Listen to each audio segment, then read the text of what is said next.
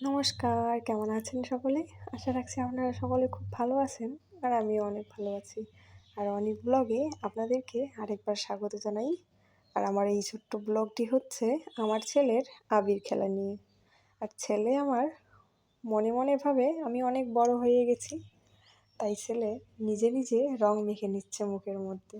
যাই হোক, আপনারা তো দেখতেই পাচ্ছেন একা একা রং খেলছে, একা একা আবির মাখছে মুখে, কতই না ভালো লাগছে।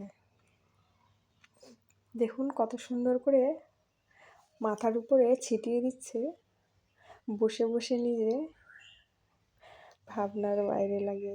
এই দৃশ্যগুলো দেখলে কত যে আনন্দ লাগে মনের মধ্যে, বলার তার সীমানা নাই।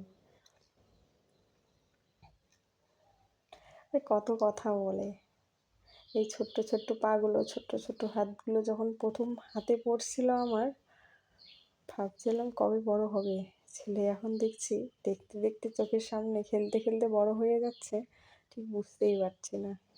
যাই হোক, ছেলে যতই বড় হোক, মা বাবার কাছে কিন্তু সে সেই প্রথম দিকের ছোট্ট সন্তানের মতোই ছোট্ট থাকে। ছেলে অনেক রাগ করেছে, তাই আবিরটা ফেলে দিল হাত থেকে। এই যে হাত দিয়ে মাখামাখি শুরু করছে। আর আমিও বললাম ছেলেকে, বাবা দেখো, এদিকে দেখো, কিন্তু ছেলে তো দেখে না, আমার কথা শুনবে না।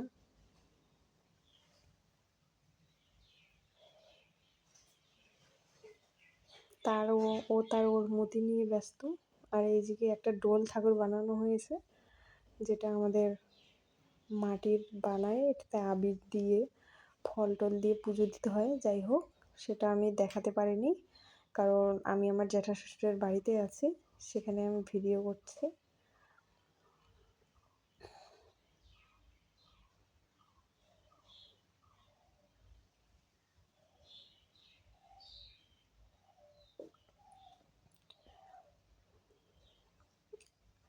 আর এদিকে ও ঠাকুরের সঙ্গে খেলা করতে শুরু করছে। খেলা করতে বলতে, এই যে মাটির বানানো হয়েছে এটাকেই মানে খণ্ডিত খণ্ডিত করবে। ও ভাবছে যে এটা কেক। এটা কি কেক হয়? কেকের মতো দেখতে লাগছে, তাই হালকা কান্না করে দিল।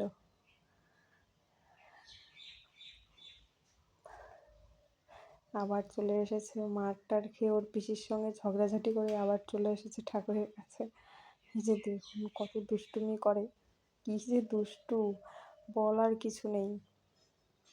এই দুষ্টুমিগুলো অবশ্য অনেক ভালো লাগে, কারণ এই দুষ্টুমিগুলো আর কিছুদিন পরে টাকা দিয়েও হয়তো কিনে পাওয়া যাবে না। ছেলে তার বার্থডেতে যেভাবে কেক কাটছিল, ঠিক সেরকমভাবে কেকটাকে কেক ভেবে, ঠাকুরটাকে কেক ভেবে কাটা শুরু করছে। আর আমি তো ঘুরে ঘুরে সেই মজাটা নিচ্ছি। ঠাকুর কত সুন্দর।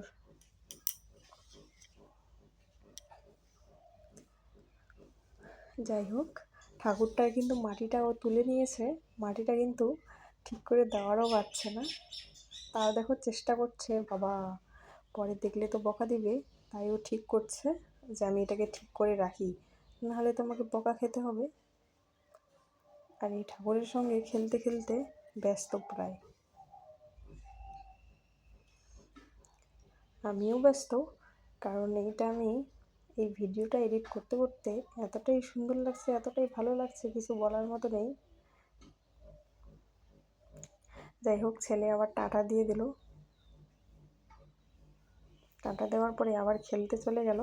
খেলতে খেলতে নিয়ে মহাশয় ভাবছে ঠাকুরটাকে কিভাবে ওর সঙ্গে টর্চার করা যায়। মাথার মধ্যে তো শুধু এই বুদ্ধিগুলোই তার ঘোরে, সারাদিনে সারা রাতে, তাছাড়া তো কোনো কিছুই নয়। তাই সে ভেবে নিয়েছে এবার একটা কিছু করব। আবার চলে এলো ঠাকুরের কাছে, আবার ঠাকুরটার সঙ্গে খেলা করবে। যাই হোক, অনেকটাই ভালো লাগে এই দৃশ্যগুলো দেখে। এতটা দুষ্টুমি করে বলার কিছু নেই। তো আমার ছেলের রং খেলা আমি তো সকলের সঙ্গে শেয়ার করলাম। আমার এই ভিডিওটি কেমন লাগলো অবশ্যই কিন্তু সবাই আমাকে কমেন্ট করে জানাবে। আর এই ছেলের দুষ্টুমিগুলো কোনোদিনও শেষ হবে না। যাই হোক, ধন্যবাদ।